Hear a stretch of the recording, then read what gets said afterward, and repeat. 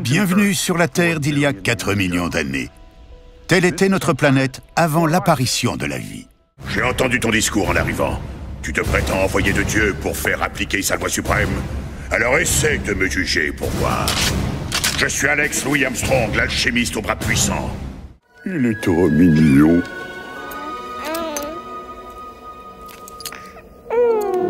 Mon garçon. Mon petit, mon beau Hercule. Réhabilité. Un mot qui veut rien dire. Alors, mon garçon, mettez tous vos tampons sur vos formulaires et ne me faites pas perdre mon temps. Parce que pour vous dire la vérité, j'en ai rien à foutre. Il est impossible à ce stade de déceler quelques signes d'intelligence que ce soit. L'action est plutôt de type réflexe. 1 neurone et vous êtes en vie. 2 neurones, vous bougez. Et avec le mouvement, des choses intéressantes commencent à arriver. Parce que le doubleur est tout simplement la société qui s'occupe du doublage. Ouais. C'est son métier, c'est le doublage des films. Le comédien qui fait du doublage est un comédien avant tout, dont l'une des principales activités, peut-être le doublage comme d'autres, c'est la télé ou le cinéma ou le théâtre, etc. Le mieux, c'est de faire partie de toutes ces disciplines, bien évidemment. À la base, moi j'ai fait des études de théâtre à l'École nationale de théâtre de Strasbourg dans les années 60. C'était la première école nationale créée en province. À Paris, il y avait le conservatoire, il y avait le conservatoire de Paris et il y avait Strasbourg, qui était l'école nationale. C'était un autre enseignement, un peu différent de celui du conservatoire de Paris, selon des méthodes un peu plus, d'origine Stanislavski, russe et américaine, quoi. Voilà. Ouais. Par rapport à l'enseignement très très classique du conservatoire de Paris. Mais à l'époque, tout ça a évolué, bien évidemment. Mais c'est très simple, mais c'est logique. Dans notre profession de comédien, nous pouvons aborder plusieurs disciplines. Je les ai un peu évoquées tout à l'heure. Il y a le théâtre, le cinéma, il y a la radio, il y a maintenant les voix de documentaires, ce qu'on appelle les voix off ou les voice-over. Vous avez la publicité, vous avez les enregistrements pour France Culture, bien évidemment, comme les enregistrements de livres audio. Vous voyez, et puis il y a des comédiens qui sont aussi clowns, qui sont chanteurs, Nous avons la possibilité dans notre profession d'aborder toutes ces disciplines. Ouais. Voilà. Donc un jour, forcément, à partir du moment où on commençait à tourner pour la télévision, ce que j'ai fait dans les années 66-67, quand on tournait c'était pas du numérique, c'était de l'argentique, on tournait en 16 mm, mais comme on tournait beaucoup en extérieur, il fallait se resynchroniser, se post-synchroniser en studio. Parce que, en extérieur, il y avait des bruits extérieurs, il y avait des chiens qui aboient, il y a les voitures qui passent, il y a l'avion, etc. Tous ces bruits ambiants qu'il fallait supprimer. Donc, on se post-synchronisait soi-même en studio.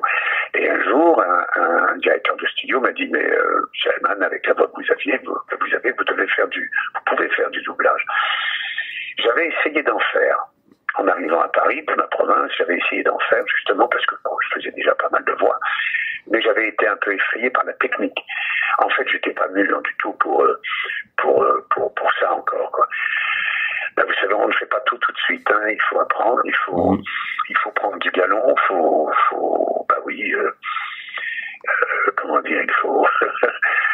s'imprégner de ce que font les aînés, on les regarde faire en studio et on se dit soit je peux faire comme eux, soit je n'y arriverai jamais. Et moi, j'ai dit je n'y arriverai jamais. En fait, quelques années plus tard, grâce au tournage et au fait que je me synchronisais, j'ai pu commencer à appréhender le doublage et voilà. Et dans les années 74-75, le doublage faisait partie d'une de mes activités pas première. J'ai toujours voulu, et puis ça s'est passé comme ça, naturellement, que la radio, le doublage, le théâtre soit toujours présent dans mes activités. J'ai beaucoup d'amis comédiens qui ne font que du doublage. Bon, là, ils ont un petit peu oublié le métier principal qui est celui le théâtre, qui est quand même celui de jouer pour des spectateurs. Quand jouer dans un studio, on joue pour personne. On est un petit peu, comment dire, en dehors du monde. Tandis qu'au théâtre, on est face à la vie, on est face à des spectateurs qui vivent. Et c'est quand même le plus important, le plus intéressant dans notre métier. Au théâtre, vous vous emparez d'un texte qui a été écrit par un auteur, qui quelquefois est là à la première lecture que vous faites de son ouvrage, sauf s'il est mort bien sûr. Mais bon, le personnage que l'on a, on a à le bâtir, et on le bâtit en essayant de comprendre pourquoi il existe, qu'est-ce qu'il a fait dans la vie, comment il peut être physiquement, pourquoi l'auteur le fait réagir dans telle ou telle situation. Donc on fait une recherche psychologique, si vous voulez, de ce personnage, auquel on attribue notre physique, parce que notre physique c'est notre instrument, notre corps c'est notre instrument, la voix fait partie de notre instrument. Tandis que, donc là on crée un personnage complètement, tandis que au doublage, vous avez déjà le travail que le comédien américain, anglais ou japonais ou allemand, peu importe, lui il existe déjà son personnage, vous le voyez à l'image, il est là sur cet immense écran dans les studios. Quelquefois vous avez des écrans qui font 15 mètres sur 20 et vous voyez le visage du comédien que vous avez, à qui vous prêtez votre voix, et vous voyez toutes ses réactions, ses émotions, sa respiration. On vous a bien expliqué la situation, pourquoi ce personnage agit de telle ou telle façon dans la scène que vous allez enregistrer. Et c'est un autre travail. On n'est pas un caméléon, on n'est pas là pour faire du karaoké, on est là pour apporter à cette image qui est déjà, il y a ce visage qui existe déjà, dont on ne peut pas changer du tout les expressions. On doit apporter en langue française, en notre langage à nous, on doit apporter toutes les émotions égales à celles que le comédien américain, anglais ou russe a donné quand il a tourné. Donc c'est un autre métier. Mais en fait, c'est un travail aussi sur un personnage, et c'est le même travail que l'on peut faire au théâtre. Oui, tout à fait. Oui. Mais la destination n'est pas la même. Au théâtre, tous les soirs, ça peut un peu varier, puisque tous les soirs, le public change. Tandis que là, une fois que c'est enregistré, c'est fini, c'est terminé, on ne peut plus rien changer. Oui, alors il y a plusieurs choses à souligner. Bon, d'abord, ces critiques émanent très souvent de cinéphiles qui ne supportent pas les versions étrangères. Ils préfèrent toujours la version originale. Mais c'est très bien, tant mieux pour eux. Je veux dire, s'ils vont voir un film russe et qu'ils ont une connaissance de la langue russe suffisante pour bien saisir toute la situation, tant mieux pour eux. C'est comme un film en anglais, il n'y a aucun problème. Or, on s'adresse quand même à une grande majorité de spectateurs ou de téléspectateurs qui, eux, n'ont pas cette connaissance de la langue. Et on ne va pas les priver de la création américaine, anglaise, russe ou espagnole d'un ouvrage sous le prétexte que il faut le doubler. Qu'en le doublant, on va perdre un petit peu de sa substance.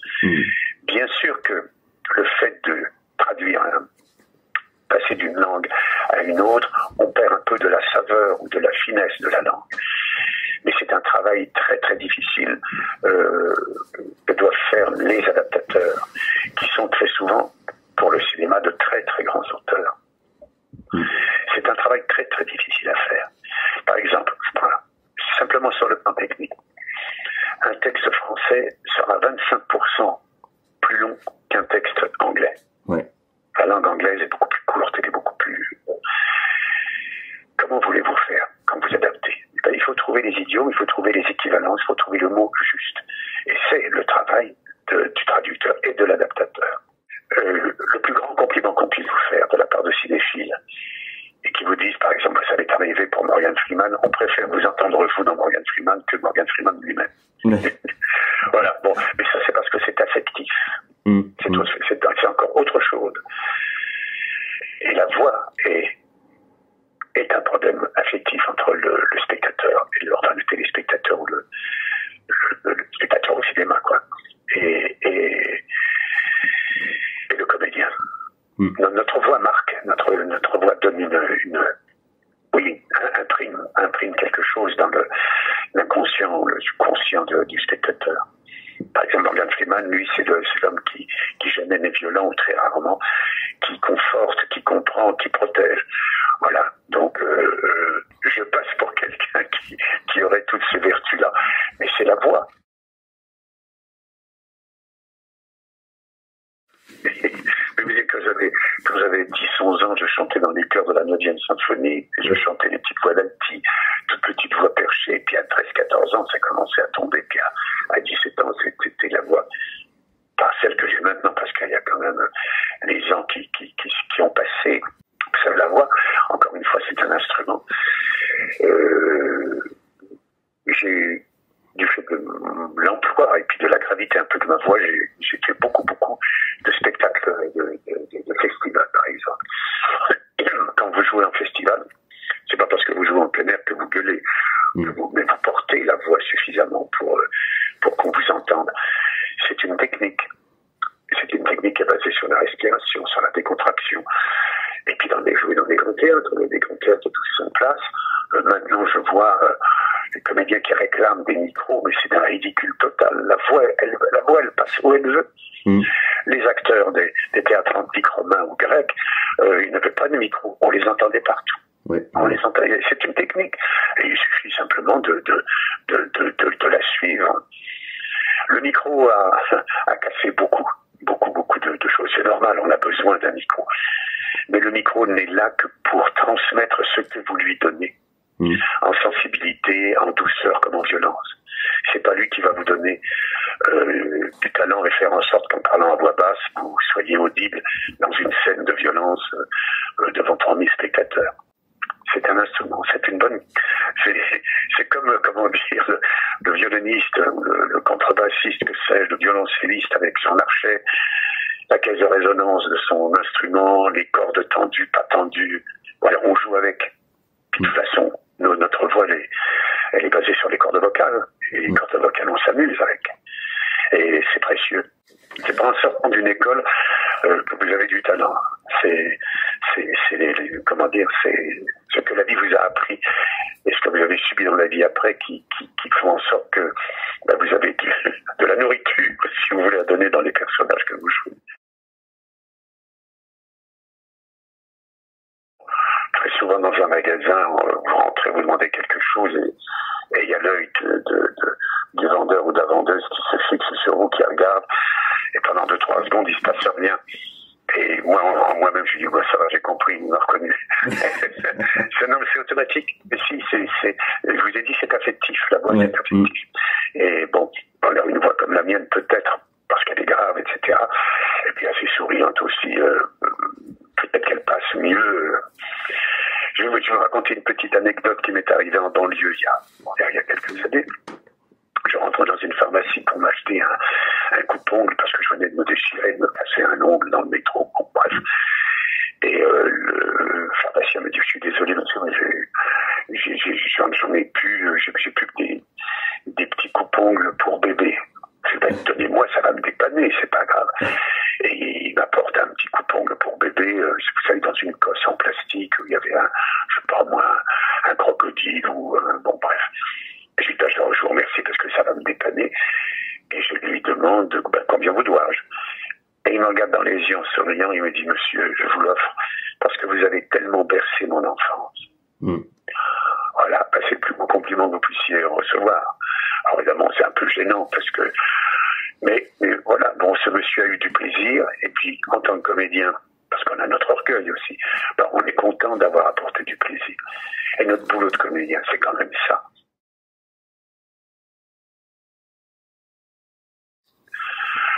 C'était dans les années 70, je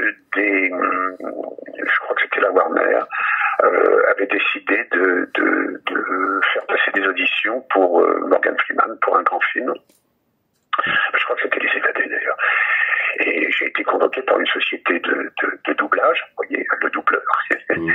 Et qui me dit, Benoît, on se connaissait. Benoît, est-ce que tu veux faire un essai sur Morgan Freeman? Puis on était plusieurs comédiens à faire des essais pour Morgan Freeman. Et puis j'ai été choisi. C'est comme après, je crois que j'en ai doublé à peu près une quarantaine de films de Morgan Freeman. Il y en a 4 ou 5 que je n'ai pas fait, pour des raisons d'autres maisons de production américaines qui voulaient changer de comédien. Mais très vite, je suis devenu la voix officielle, quoi, si vous voulez. Voilà. Et je n'ai pas fait Invictus, parce qu'il fallait, j'ai regretté d'ailleurs, parce que le personnage de Mandela est magnifique, c'est parce qu'il fallait dans la voix française, comme dans tous les intervenants français, comme ils étaient tous d'origine, enfin les personnages à l'origine étaient tous des Africains, il fallait donc dans la voix une musicalité un peu africaine, musicalité que je n'ai pas. Ouais. C'est pourquoi je n'ai pas fait Invictus, vous voyez. Mais ça, c'est une raison artistique qui est tout à fait valable, qui est tout à fait juste.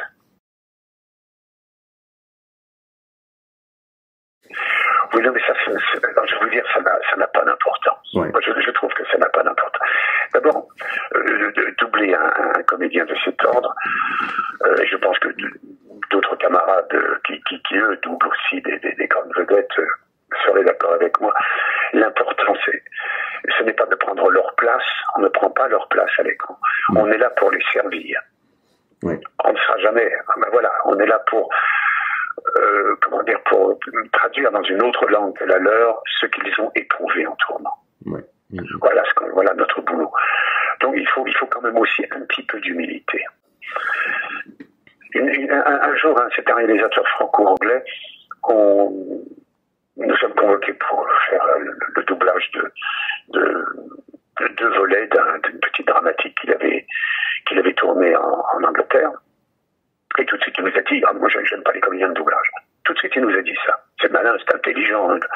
Le premier jour où vous l'avez rencontré en studio, au moment d'enregistrer, il vous dit ça. En fin de compte, il avait peur. Il avait peur que le comédien s'empare de son travail et puis le détériore, peut-être. C'est peut-être possible.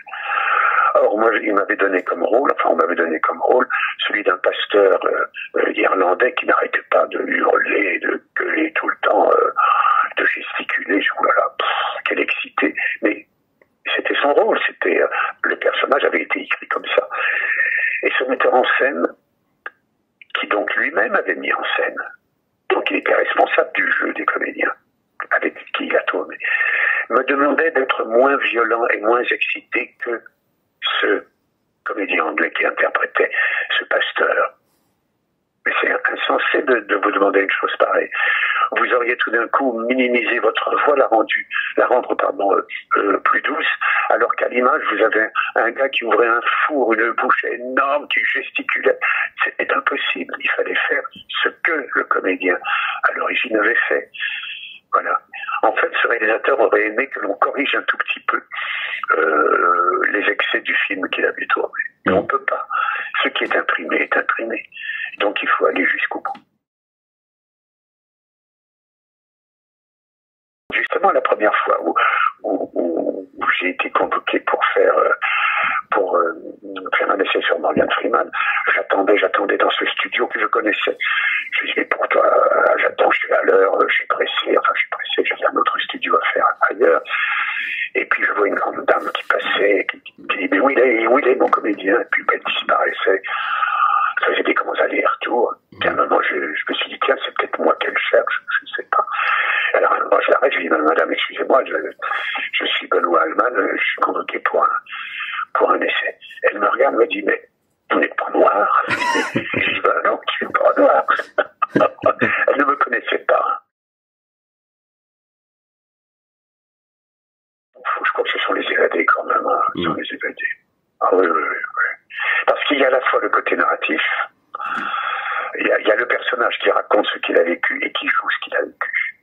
Donc ce sont deux facettes tout à fait différentes. Puis le film en lui-même est magnifique. Nous aurions j'aurais eu la chance de le rencontrer au mois d'octobre dernier, qui devait venir à Paris pour tourner quelques séquences des séries documentaires qu'il fait. Ouais. Il en fait beaucoup.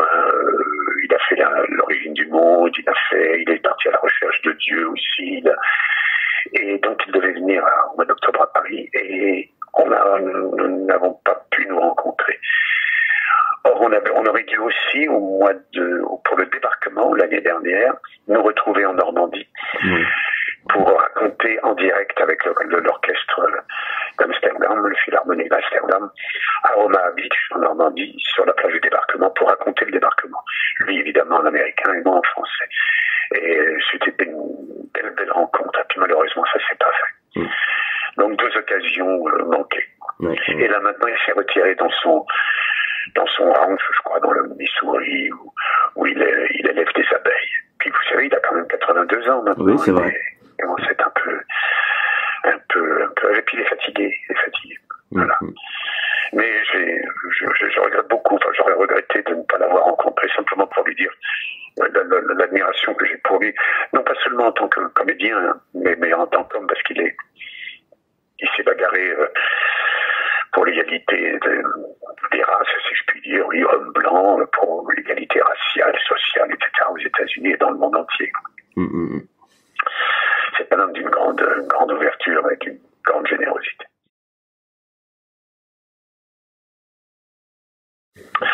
C'est un jour, je reçois une convocation. Dis donc, Benoît, est-ce que tu peux venir demain matin à 9h30? On a un film, c'est un peu en urgence, etc. T'en as pour la journée? Bah oui, il s'agit de quoi? Bon, écoute, on n'a pas le temps, on te racontera. Bon, d'accord, je connaissais des employeurs. Hein. Et j'arrive avec d'autres copains pour ce doublage. Et puis on nous montre la première séquence, et au bout de même pas 10 secondes de la première séquence, on a compris qu'on avait été convoqué pour doubler un film pornographique. Voilà. À 9h30 du matin. À 9h30 du matin. Alors, je vous laisse imaginer tout ce que vous voulez. D'ailleurs, il n'y a pas à imaginer grand-chose. C'est comme voilà. Du sexe. Là. Et à 10h30, on a dit, il y en a ras-le-bol. Mais vous étiez là, il fallait le faire. Et on n'a jamais repris après, hein, parce que j'aurais dit fini, le mec a terminé. En revanche, un autre détail. C'est pour un film américain. C'était l'histoire d'un couple homosexuel dans le couple, il y avait l'aîné qui peut jouer le père, puis le jeune pouvait jouer l'épouse, c'est comme on veut, mais je le dis sans humour là. Et le petit jeune est abattu à coups de batte de baseball par des bandes dans la banlieue de New York. Et donc on me demande pour doubler l'ami, l'aîné. Et toutes les scènes, ce sont des scènes de famille, des scènes de leur vie de tous les jours. Et puis arrive la mort malheureuse de ce garçon. Et son ami, donc l'aîné, se retrouve avec la mère de cet enfant, enfin de ce jeune homme. Et on a passé toute une après-midi à faire des scènes entre la mère et le compagnon qui restait. Et je vais vous dire qu'on a fini la journée, on était en larmes. Pourquoi? Parce qu'on a pris conscience, on le sait, dans la vie, que les sentiments sont égaux, sont les mêmes partout. Mais là, on avait, on avait la réalité devant les yeux. Cette mère, tout d'un coup, se mettait à aimer l'ami de son fils, comme si c'était son propre fils.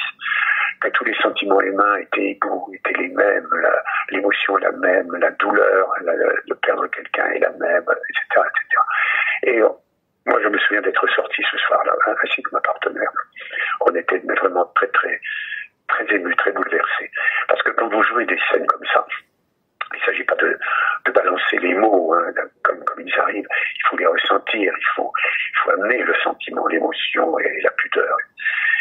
Et ben voilà, c'est une belle leçon de vie et de compréhension de ce qu'est l'homme, tout simplement. Tout dépend si le film est chargé, très chargé en personnages ou non. Si c'est une comédie à 5-6 protagonistes et puis quelques rôles secondaires, l'enregistrement lui-même des voix, donc des comédiens, ça peut prendre 3-4 jours, 5 jours. S'il y a une grande distribution, s'il y a une multiplicité de rôles, ça peut prendre 2 semaines. Mais après, il y a le mixage. Ça, c'est autre chose. Ça, c'est le problème de l'ingénieur du son. Et là, ça peut prendre encore 15 jours. Parce que les musiques ont leur d'importance, les effets sonores ont énormément d'importance, et puis vous recevez en France le matériel brut du film américain, et vous ne pouvez absolument pas déplacer d'une croche ou d'une double croche la musique. Tout est calibré. Vous êtes obligé de faire ce qu'ils ont fait sur le plan du son. Et comme, je vous le rappelle, je vous ai dit tout à l'heure que le texte français est 25% plus long, ça veut dire que dans certaines séquences, les comédiens sont obligés d'avoir une élocution plus rapide. Alors la difficulté technique, elle peut... quelquefois, on trouve un mot qui va mieux que celui que l'adaptateur a choisi, et on s'assure que ce mot est bien juste et bien aussi à sa place, parce que ce mot nous permet d'être mieux calé dans le mouvement des labiales, le mouvement de la bouche du comédien que l'on doit doubler, car on doit être synchrone. La synchronicité. Voilà, dès qu'il ouvre la bouche, on doit commencer à parler. S'il appuie sur un mot, comme je viens de le faire là, il faut qu'on le fasse aussi. Parce que autrement, si on ne le fait pas, on se demande pourquoi tout d'un coup il ouvre la bouche aussi grandement. Ça veut donc dire c'est parce qu'il affirme quelque chose en plus. Donc c'est un petit travail d'orfèvrerie. Alors ça peut prendre du temps. Au cinéma, ça prend plus de temps que pour la télévision. Parce que la télévision, vous remarquerez que les scénarios sont bavards, les comédiens sont très bavards. On n'aime pas les silences dans la télévision américaine. Ça parle. Donc on a moins de difficultés à se synchroniser. Il faut bien respecter, bien sûr, les labiales, les ouvertures de bouche, etc. Au cinéma, c'est beaucoup plus lent. Et un texte au cinéma, si vous avez 300 lignes ou 400 lignes pour un personnage principal, c'est que c'est un grand rôle. Mais au cinéma, vous faites 2 gros plans et un contre-champ, et rien qu'à l'expression du comédien que vous avez filmé et imprimé, ça vous remplace 3 répliques. Explication. Le silence et le jeu est là et hop, on comprend ce qui se passe. À la télévision, il faut dire ce qui se passe. Oui, c'est ça, il faut... C'est très bavard. Les séries sont très bavardes. Le regret que nous avons, nous, dans la profession, c'est de remarquer que on travaille de plus en plus vite. Et en travaillant de plus en plus vite, bien la qualité parfois en pâtit. Et automatiquement, les cinéphiles qui ne supportent pas le doublage en version française, nous tombent dessus. Mais nous, on n'y est pour rien. Et puis, il y a beaucoup de comédiens qui sont rentrés dans le doublage, qui débutent peut-être et qui n'ont pas encore cette facilité, et peut-être à qui tout de suite on confie des rôles peut-être trop importants. Il faut apprendre son métier tout tranquillement. Moi, je l'ai appris tout tranquillement. D'ailleurs, c'est la vie qui m'a fait avoir cette philosophie-là, parce que j'ai cru qu'on pouvait tout faire, mais c'est pas vrai. On ne peut pas tout faire tout de suite. Il y a encore une fois, c'est de l'expérience. C'est de l'expérience tous les jours. Tous les jours, on apprend, on découvre, puis voilà. À tous vos lecteurs, eh bien, je leur souhaite de passer un bon confinement, une bonne fin surtout de confinement. Soyez prudents, pensez aux autres, pensez à vous-même, et puis merci de m'avoir accueilli parmi vous.